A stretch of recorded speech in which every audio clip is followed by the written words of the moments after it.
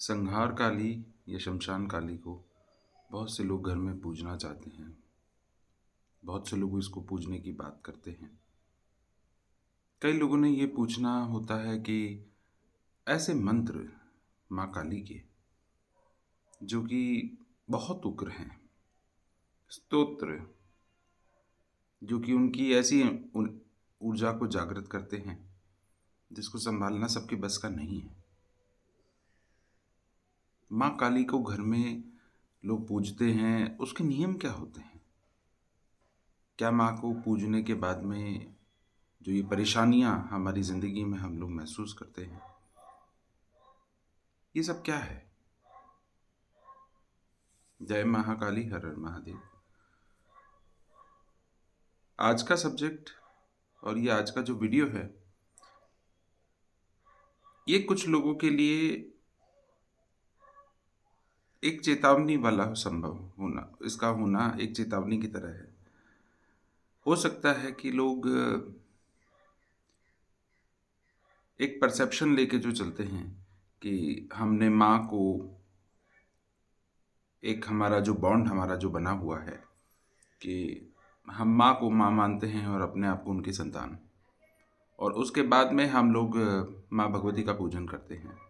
और हम लोग अपनी माँ के विषय में ये सब बातें सुनना उचित नहीं समझते, या मैं ये कहूँ कि अभी तक मैंने उनके विषय में जो कुछ भी बताया है वो सभी कुछ बहुत ही सौम्य, बहुत मधुर और ममतामयी, करुणामयी, कृपा के साथ का सब कुछ बताया है। लेकिन ऐसा क्यों है कि आज मैं ये वाला वीडियो बना रहा हूँ? क्या है महाविद्या महाशमशान काली की उपासना के विषय में जो मैं बताना चाहता हूँ? जो लोग मुझसे पूछते हैं, जो लोग महाविद्या उपासना करना चाहते हैं, शक्ति उपासना करना चाहते हैं, तो इस चीज़ को, इसको ऐसे नहीं देखकर अब आप इसके लॉजिक को समझने की कोशिश करना, जो मैं आप लोगों को बता रहा हूँ। देखिए, अभी एक चीज़ से हम कभी भी अपने आप को दूर नहीं रख सकते कि माँ काली कलयुग में बहुत जागृत हैं। माँ भगवती हर जगह पे पूजी जाती हैं, और आजकल एक ये ट्रेंड जैसा हो गया है कि बहुत से लोग यूट्यूब पे, इंस्टाग्राम पे, सोशल मीडिया प्लेटफॉर्म्स पे, या फिर तंत्र की तरफ में लोग जो आकर्षित हो रहे हैं, धीरे धीरे धीरे धीरे सब लोग उसकी तरफ बढ़ना चाहते हैं, बिना ये जाने कि आप कितना बड़ा खतरा मोल लेते हैं। लोग मंत्र बांट रहे हैं। ऐसे ही माँ भगवती के विषय में बहुत सारे लोग हैं जो कि उनके बहुत से मंत्र बता देते हैं। कुछ वैदिक मंत्र बता देते हैं, कुछ तंत्रोक्त मंत्र बता देते हैं, कोई लोग शाबर मंत्र भी बता देते हैं, और बोल देते हैं कि आप इनको करिए तो इस इनको करने के बाद में आपको माँ की सिद्धि बहुत ही शीघ्रता से प्राप्त हो जाएगी, आप माँ को जागृत कर लेंगे और आपको उनकी कृपा मिलने लगेगी। महाविद्या फॉर्म्स पे भी लोग चले जाते हैं। शमशान काली को लोग घर में पूजने की बात करते हैं।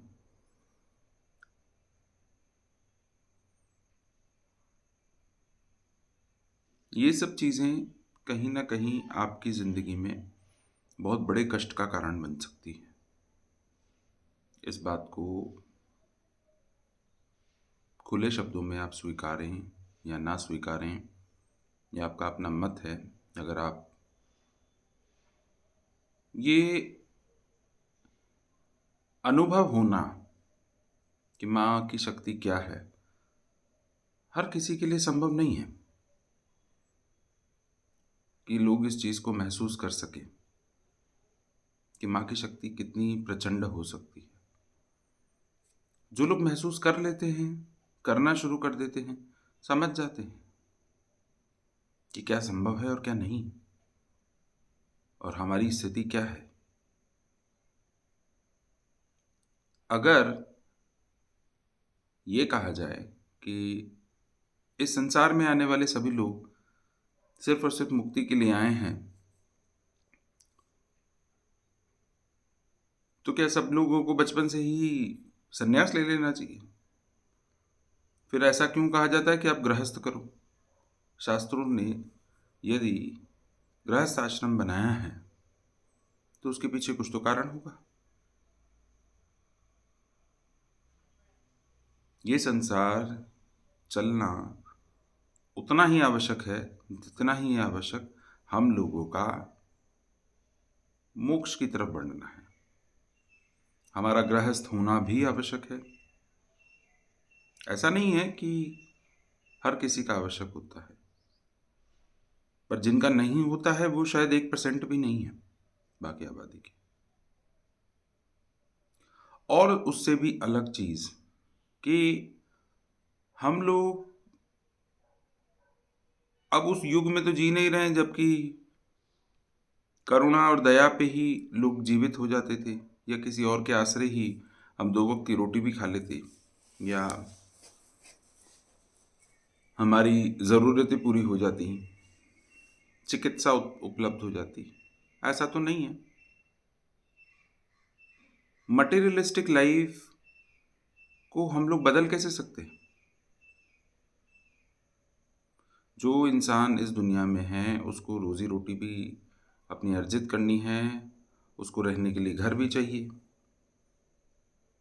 पहनने के लिए कपड़े भी चाहिए, खाने के लिए भोजन भी चाहिए, डॉक्टरी ट्रीटमेंट भी चाहिए, मोबाइल भी चाहिए, इंटरनेट भी चाहिए, और साथ में जो मिनिमम बेयर मिनिमम जो लग्जरी है वो भी चाहिए, जो कि होना भी चाहिए। इसमें कोई बुराई थोड़ी है। अगर आप समृद्ध हैं या आप पैसे कमाना चाहते हैं तो इसमें बुराई क्या है? इस बात को लोग एक्सेप्ट क्यों नहीं करते? भक्ति, जिस समय पे हम लोग भक्ति की बात करते हैं तो हम लोग इस चीज़ को क्यों भूल जाते हैं कि हमारे को इन सब चीज़ों की भी ज़रूरत है जो कि बहुत ज़्यादा आवश्यक होती हैं। ज़िंदगी जीना भी तो ज़रूरी है। आप में से कितने लोग हैं ऐसे जो कि हिमालय पे जाने का सोचते हैं, और हिमालय पे जाने के बाद में आप क्या करोगी? और अगर आप पूजा पाठ करते हैं या कोई साधनाएं करते हैं तो क्या आपका सन्यासी होना आवश्यक है? गृहस्थ आप छोड़ देंगे क्या? आपको पैसे नहीं चाहिए किसी भी अपनी ज़िंदगी को जीने के लिए? आपको बिजनेस नहीं करना है? आपको अपनी जॉब नहीं करना है? अपनी जिम्मेदारियां नहीं पूरी करनी है?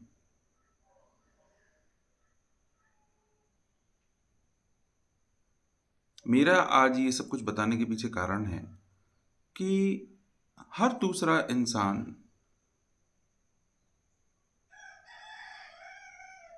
माँ काली के मंत्र, उनकी उपासना, माँ भगवती के ऐसे ऐसे उग्र स्वरूप के विषय में लोग जान रहे हैं, खोज रहे हैं, जानना चाहते हैं। खोजना चाहिए। खोजना और करना दो अलग अलग चीजें हैं। लेकिन आप क्यों खोज रहे हैं? प्रकृति के कुछ रहस्य समय पे उजागर होते हैं, और उन रहस्यों को कुरेदना नहीं चाहिए। क्योंकि आप जब तक खुद प्रकृति नहीं चाहेगी तब तक ये रहस्य आपके सामने उजागर नहीं होंगे। आपको उनकी शक्ति का अंदाजा जब तक वो खुद नहीं अनुभव कराएंगे तब तक आपको नहीं होगा। क्योंकि आप किसी के कहे कि तो मानेंगे नहीं। क्योंकि बहुत से लोग आपको ये बात सिखाते हैं, बताते हैं कि इनकी उपासना बिना गुरु के नहीं करनी चाहिए, इनके मंत्रों का जाप नहीं करना चाहिए, या इनकी उपासना या साधनाएं शमशान में ही होती हैं, या बहुत ही उग्र होती हैं। आप तो उस चीज़ को नहीं मानेंगे। आप कहेंगे कि आप भी तो करते हो, हम आप हमें करने से रोक रहे हो। आप किस स्वरूप को पूजते हो?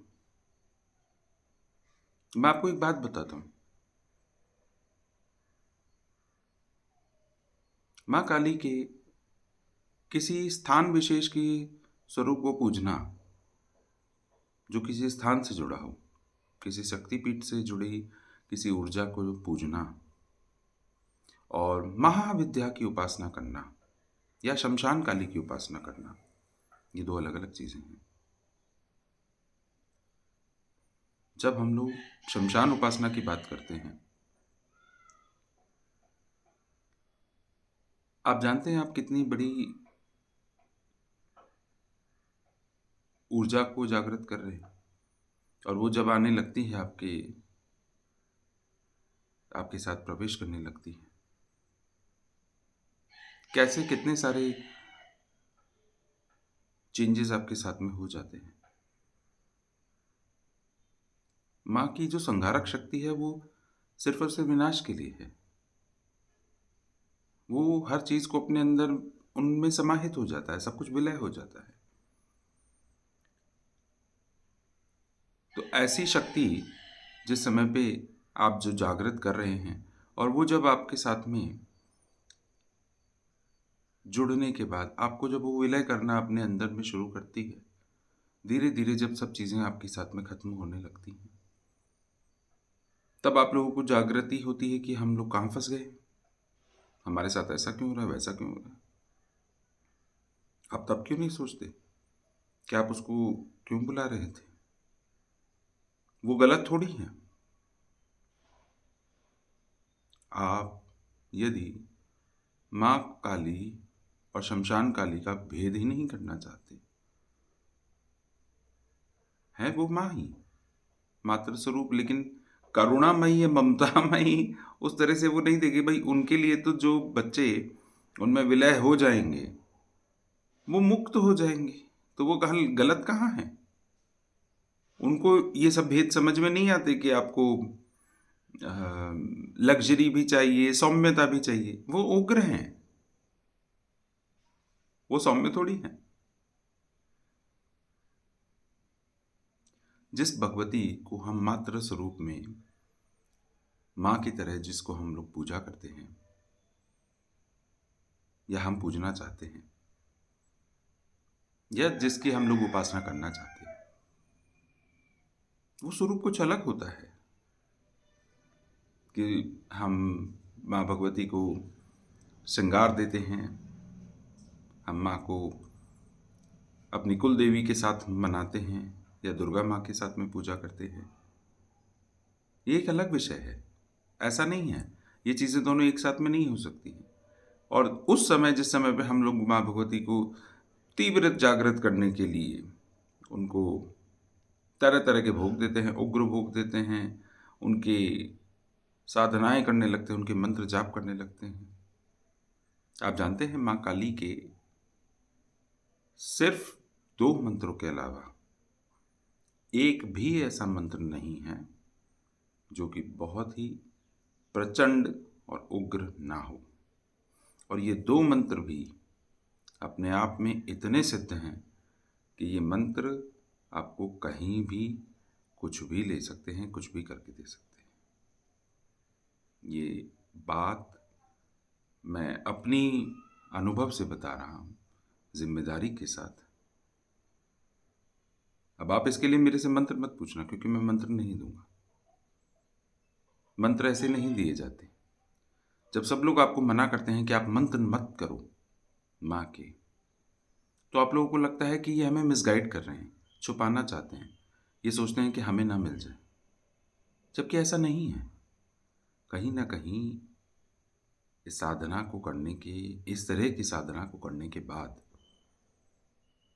जो अनुभव होते हैं या जो किक बैक होता है,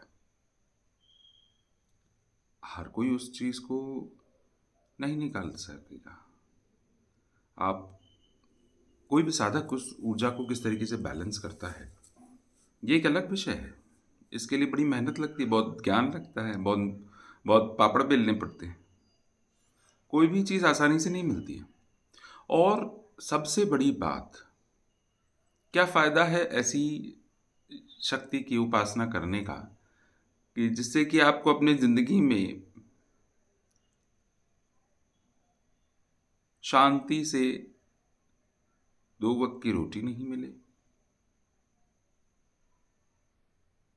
ऐसी ऊर्जा की उपासना क्यों करनी है जिसके साथ आपको हर समय अभाव का एहसास हो। आपकी मटेरियलिस्टिक लाइफ आप जीरो तो नहीं कर सकते। और जब ये बात सभी लोग बताते हैं कि माँ काली को घर में, या शमशान काली को इस तरीके से घर में उसकी उपासनाएं नहीं की जाती हैं, या उग्र उपासनाएं जो माँ काली की हैं वो घर में नहीं की जाती, तो लोग उसको मानते क्यों नहीं? क्यों सबको लगता है कि सहस्त्र नाम करना ज़रूरी है? क्यों सबको लगता है कि उसके मंत्र के बाद में उसको ऊर्जा को जागृत करना बहुत ज़्यादा ज़रूरी है? हर किसी को सिद्धि माँ काली से ही चाहिए और किसी स्वरूप से नहीं। माँ काली के भी बहुत से ऐसे स्वरूप हैं जिनको यदि मात्र स्वरूप में, बिना किसी लाग लपेट के, बिना किसी इस तरह से उग्र भोग, तामसिक भोग या बलि, इन चीज़ों के अलावा, यदि आप जगदम्बा के स्वरूप में जब आप उसको पूजते हो, अपनी माँ के स्वरूप में जब आप उसको पूजते हो, आप पाठ करिए उसके लिए। दुर्गा सप्तशती के पाठ आप कर सकते हो। अगर आप उसकी कोई उपासना करना भी चाहते हो, वो भी अपने आप में एक बहुत बड़ी चमत्कारिक शक्ति होती है। उनके नाम के व्रत करो, वो कर सकते हो। जगदम्बा की तरह वैदिक पूजन में आप जाओ, दुर्गा के स्वरूप में पूजो। मैक्सिमम जो शक्तिपीठ होते हैं वहाँ पे भगवती की जो उपासना होती है, यदि तंत्रोक्त पद्धति से हो रही है तो भी उग्र उपासनाएं नहीं की जाती हैं, या उग्रता के साथ उसको नहीं बुलाया जाता।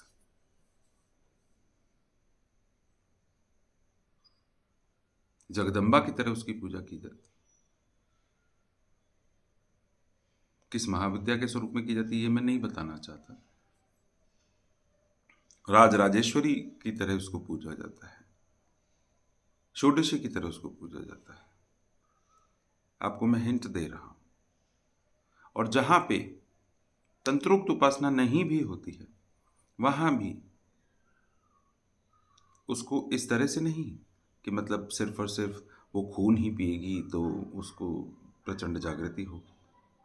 नहीं, दुर्गा की तरह भी पूजी जाती है, भद्रकाली की तरह भी पूजी जाती है, और हमेशा बोला जाता है कि सौम्य स्वरूप में रहो मां। वो उस क्षेत्र की शक्ति है जिसको वो लोग कोई भी मानता है, और उसको माँ की तरह पूर्ण रूप से ममतामयी रूप में उनकी सेवा करते हैं, उनसे कृपा प्राप्त करते हैं, और अपने जीवन को तरक्की की तरफ लेके भी जाते हैं। और क्या ज़रूरत है कि हर किसी को सिर्फ और सिर्फ उग्र साधनाओं के थ्रू ही मटेरियलिस्टिक लाइफ चाहिए? भाई, आपने अगर उस उग्र शक्ति को बुलाया जो कि संहार की शक्ति है, उसके साथ में आपको मटेरियलिस्टिक लाइफ के बेनिफिट्स मिलेंगे? ऐसा होता है?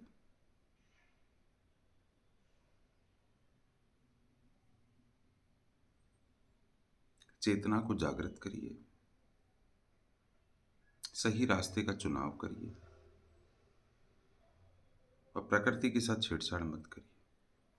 जो नियम बताए गए हैं आपकी भलाई के लिए हैं,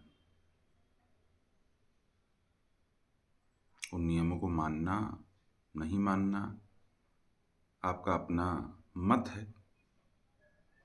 नेगेटिविटी की तरफ नहीं जाना है, पॉजिटिविटी के साथ, और एक ऐसे